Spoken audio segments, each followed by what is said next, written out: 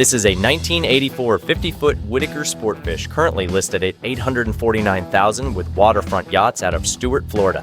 In the engine room, this boat is powered by twin Cummins QSM-11 engines installed in 2021 and under warranty until May of 2027.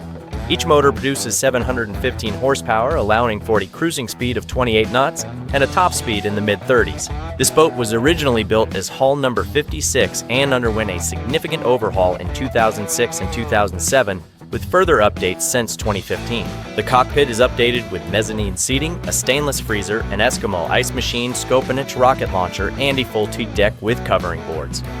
Inside this Whiticar, you'll find a roomy salon with custom couches, new carpeting, plenty of air conditioning, and a varnished teak interior.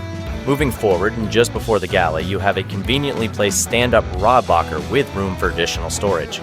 In a galley where space isn't hard to come by, you'll find a GE fridge and freezer with matching teak panels, as well as a Samsung microwave and an adjacent guest head placed midship.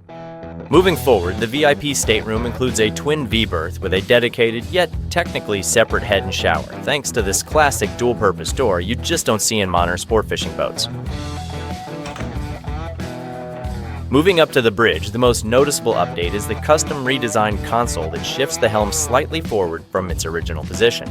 In addition, you'll find new release helm chairs, updated Garmin electronics, as well as a new enclosure. For more information on this 50-foot Whiticar Sportfish, contact Sean Conway at Waterfront Yachts. We believe his information in the description.